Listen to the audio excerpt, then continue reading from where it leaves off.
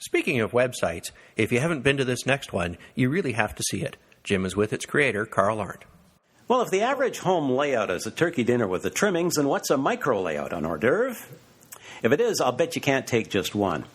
Carl Arendt's the originator of the website micro/small layouts for model railroads. I'm going to ask him if that's how he reads it. It boasts no slash. Have I got it right, Carl? No slash. No slash. It's just small layouts for model railroads. Small layouts for model railroads. Slash is a whole other guy. Anyway, this website boasts about 1,500 layouts that can be built in a minimum of space. Carl beavers away at this site, producing 2 e-magazines every month, and fans from around the world eagerly await each issue of the Small Layout Scrapbook. In a past magazine article, I described Carl's micro-layout website as inspiring, amusing, and amazing. And I called Carl the doyen of micro-layouts, a title that's likely to go unchallenged. Anyway, as you've heard, Carl is with us now from his home in Olympia, Washington. Carl, this is great. Thanks so much for being with us. Well, thank you, Jim. It's great to be here. Your article sent hundreds of people looking to the dictionaries to find out what a doyen is. Yeah, well, including me. It's a great website. It's one of my favorite time wasters, but only in the nicest way. You understand that. I understand that very well. Thanks so much. It's been listed among the top 10 model railroad websites in the world. Got any idea how many people visit it? Sure. We get about 70,000 or so visitors monthly. That's about 750,000 people a year, and they come from about half of them come from North America, and the other half are from all over the world, some 40 or 50 other countries. It's one of the things I'm really happy about is that the model railroading, and in particular model railroading in very small spaces, is popular worldwide. Well, yeah.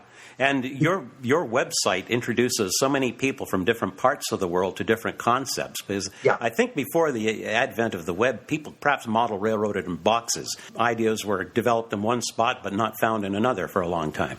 I know people who absolutely wouldn't touch a European model, for example. And nowadays, they're in hobby shops, and people are using them and having fun with them. Well, Japanese models recently are becoming, the N-scale stuff that they're doing is incredibly popular here in the United States. Well, it's a real eye-opener to go on the web and see the quality of models that come out of Czechoslovakia, for example, or other countries. It's not just China and North. Not just China and Korea, right? Yeah.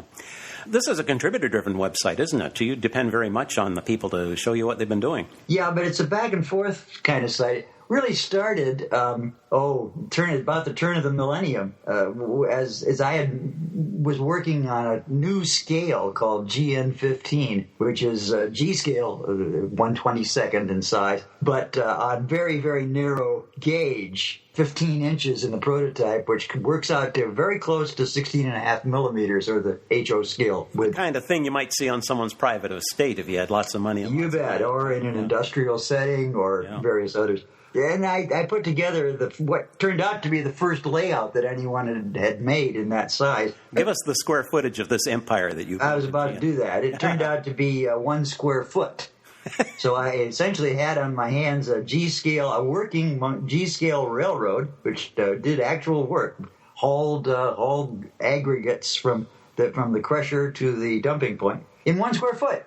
Well, I put it on my personal website and started getting amazing amounts of mail from other people who thought that might be a great idea to have a little tiny railroad that actually worked and could keep you busy and help you have fun in this greatest of all hobbies. Were other people thinking along the same lines independently, or have you been an inspiration to a lot of your contributors? Well, both things are true. As I said, it's a back and forth thing.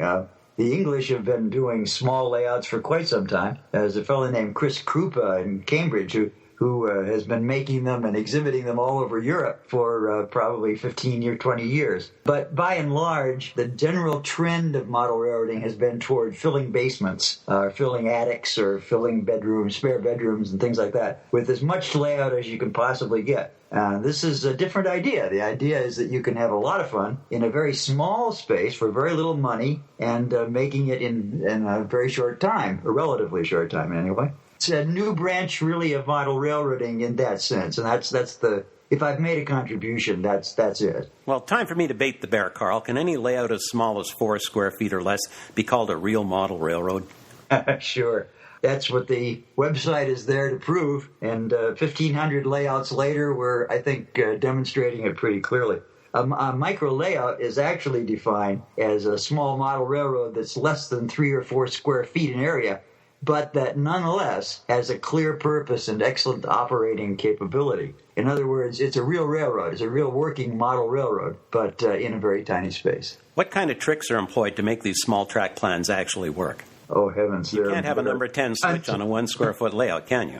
No, in fact, the Square Foot, which is the name of it, the Square Foot Estate Railway that I built, a GN15 and a foot, has no switches, has no turnouts. It uses a trick called the fiddle yard, which is a backstage movable track that lets you change out the stock or turn it round or things like that without the audience being able to see it. So the train goes off, you do things to it, it comes back as a different train. That's one of the most popular tricks. It was actually invented in England, but is widely now used in very small layouts. Incidentally, the generic name for these things is minimum space railroads. All right. And micro layouts is one example that I kind of invented that has to be 4 square feet or less. And that's become a minor art form, designing very complex layouts in under 4 square feet. So if I'm hearing you correctly, Carl, though, a lot of the practitioners of this may have a larger home layout, but they just want to try something on the side, something new. A lot of people write me notes like I have a half a mile of bare wood nailed together in my basement that I'm trying hard to fill over the next 10 years. But meantime, it's been a heck of a lot of fun to build a little 1 by 4 foot bookshelf and have a switching layout that I can play with in the meantime. You bet. Well, it's been a heck of a lot of fun for us, Carl, talking with you. In the minimum time that we have, this is a minimum space interview, I guess. We can't begin to describe the imagination and astounding variety of layouts you have to offer at your website, but I have one word for you, and I want you to respond. Shoebox. My favorite. Yeah. I invented a couple of years back using a shoebox-sized layout. In fact, I commissioned a couple of my European friends to search the shoe stores in Europe to make sure what size their shoeboxes were. We settled on an international canonical shoebox size of 13 by 7 inches and 5 inches deep. We'll send people to your layouts to fit in that size. There are a whole bunch of them on my website. Carl, we'll send people to your website so they can see how a layout can fit in a shoebox. You have a book that's for sale.